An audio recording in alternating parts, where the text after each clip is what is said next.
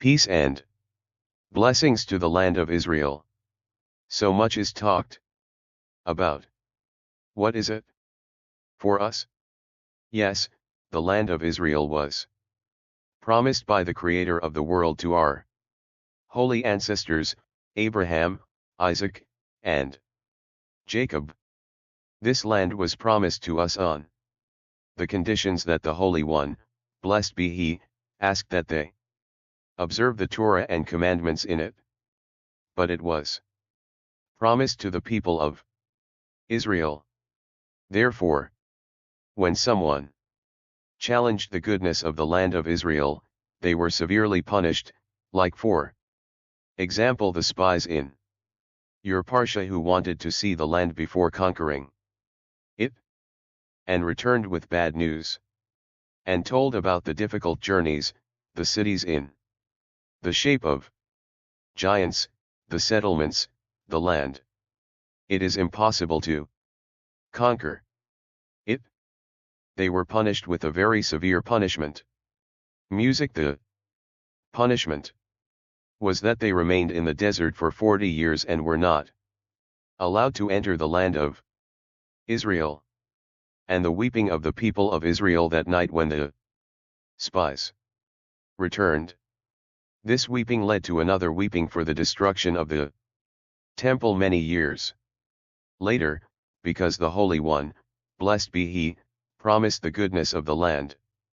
How can you deny it like this, telling stories in defiance of the land of Israel? The interesting thing is that since then, for many generations, the great men of Israel have been hostile to them for a settlement in the land of Israel. The Gemara tells about Rabbi Hamanish Kippadaku, who was brought from the north of the land of Israel. He met in Aku. There were kippas there. He would kiss Aku's kippas and the other great men of Israel. The Gemara tells of a man who wanted to go and visit his mother. He asked if he could leave the land of Israel to visit his mother to observe the commandment of honoring her. They told him that this far you can go from here on out. It's already outside the land. And you can't leave the land of Israel outside the land at all. There is a big question in the Poskim whether it is even possible to leave the land of Israel outside the land, but all the great men of Israel have always wanted to go to the land of Israel. The Ramban left his home, his wife and daughters. And under the conditions of that time, he came to the land of Israel from the road. He writes a letter to his wife. He asks forgiveness for leaving them. He was like a crow to them, abandoning his children without a livelihood. And I love him very much indeed. But what can I do? I love the land of Israel more. So the Ramban, the Baal Shem Tov, years later, wanted to go to the land of Israel, and from heaven they followed him, and he sent his disciples to the holy land of Israel and the Vilna. He really wanted to immigrate to the land of Israel. He was already on his way. They followed him back to Vilna. But he sent his students to the land of Israel over 200 years ago. The Chaffetzheim has been doing this for the last time. About a year ago. He really wanted to immigrate to the land of Israel. He even bought a house in Petah Tikva, where today this apartment is used to study Torah from the sky. They followed him and he was unable to reach the land of Israel. But let's remember that when they wanted to immigrate to the land of Israel did not look like it does today. The land of Israel was all rocks and stones. So why did they want to reach the land of Israel? Because the land of Israel is the Holy Land. Even the atmosphere is rocky. The land of Israel is Holy. That's the only reason. There were no roads then. There were no shopping malls then. There was hunger in the land. And yet they wanted with all their might to reach the land of Israel and sent hundreds of their students to immigrate to the land of Israel. Some went to Jerusalem. Some went to Tiberias. Some went to Saved. In fact, those who built most of the colonies in the land of Israel were those Yehudi Uri Shemaim who came to this land out of love for the land. Rosh Pina, Petah, Tikva, Yavneel, and so on and so forth. What is there in the land of Israel? Notice that over the generations, several nations have conquered this land. What did they want from this land? What is there in this land? What did they want? The stones, the boulders. Once upon a time, the Romans, then later, the Turks, the English, before that, the Ottoman Empire was small, barely visible on the map. Everyone wants it. And even today, you will notice something incomprehensible. The whole world is full of famine, plagues, wars. What interests the whole world? The Israelites are always at the center. The answer to this is that the land of Israel is the Holy Land. There is holiness in the land of Israel. Therefore, there are special commandments that depend on the land. Outside the land, they cannot be kept. In the land of Israel, they are obligated to keep them, such as donations, tithes, and many other commandments that depend on the land of Israel. Only in this land do they not depend outside the land. Why do they depend on the land? Because only in the land were these commandments commanded. Because what grows in the land of Israel is not what grows outside the land. What grows in the land of Israel grows in the holiness of the land. It may be that we do not understand these things very well. But it is because we have moved away from holiness. Each one has his own degree of holiness.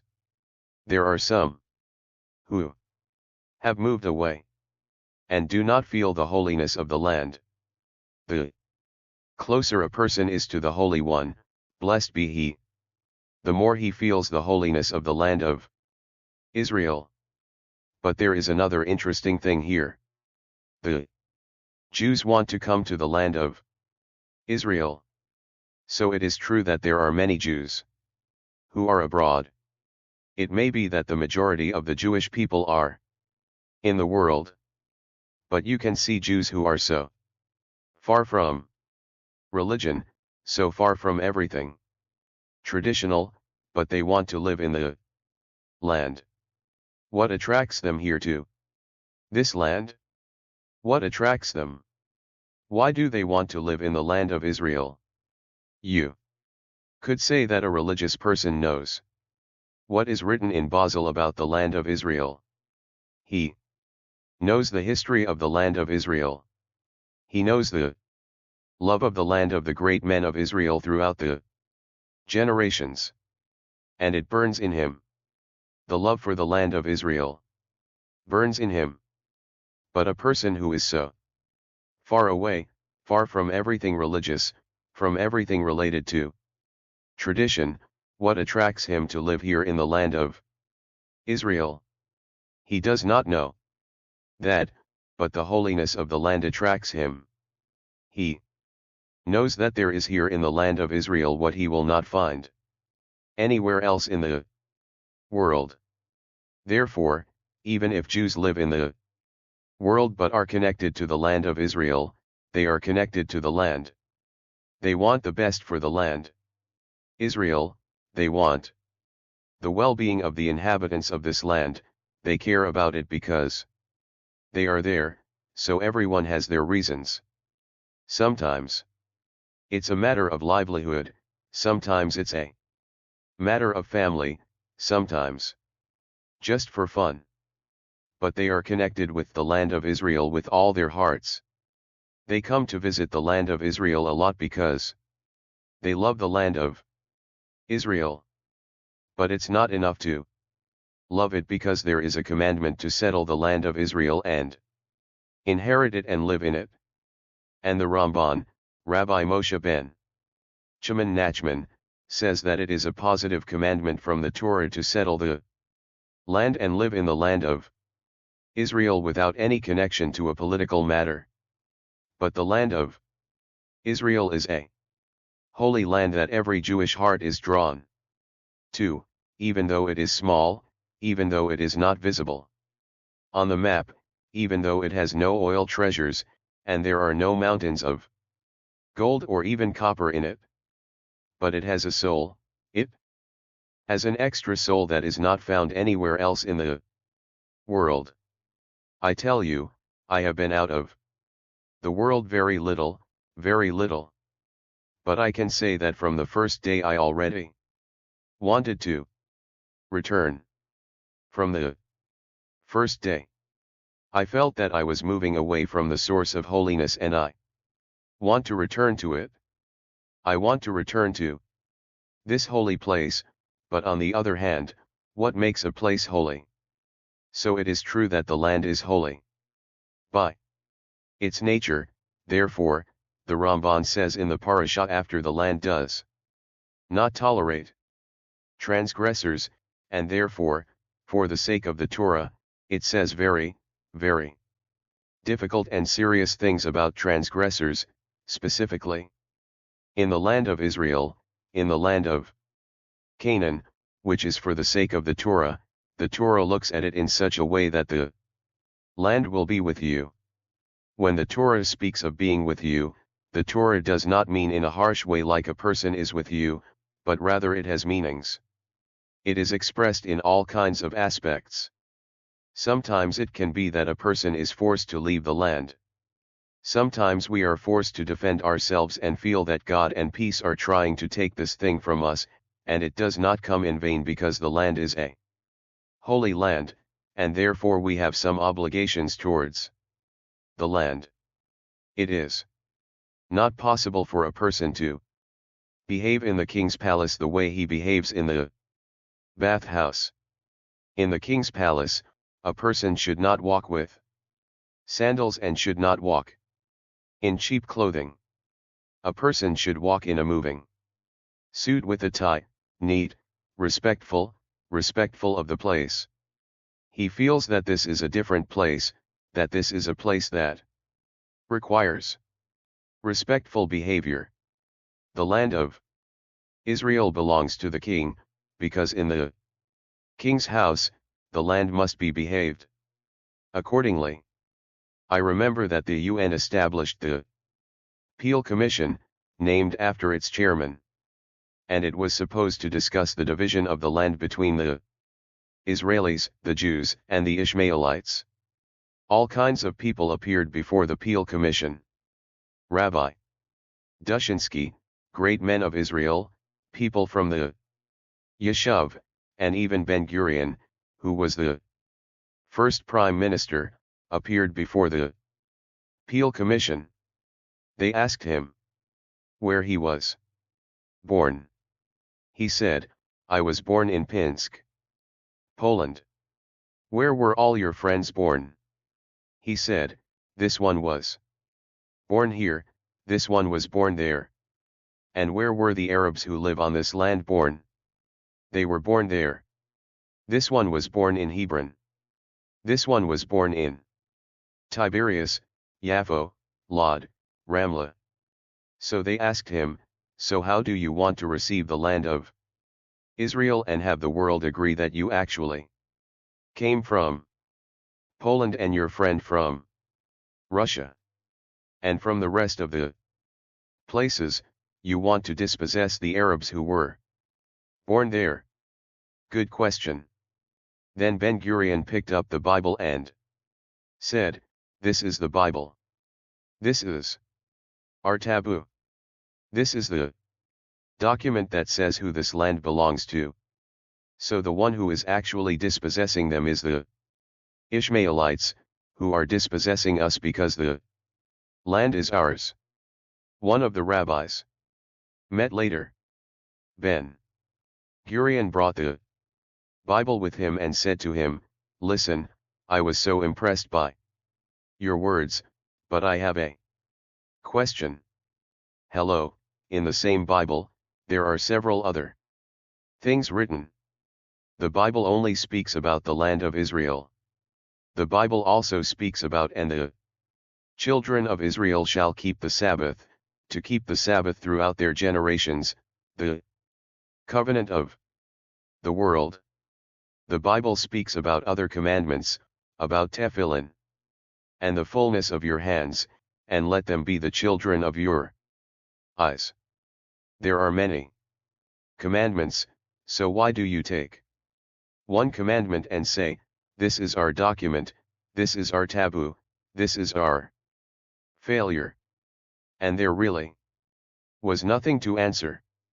I will not answer, but I will answer.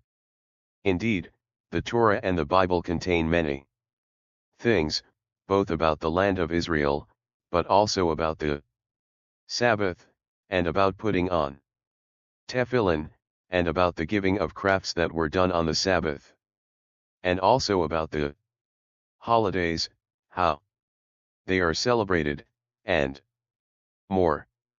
It is impossible to choose one commandment and say, "I chose this one."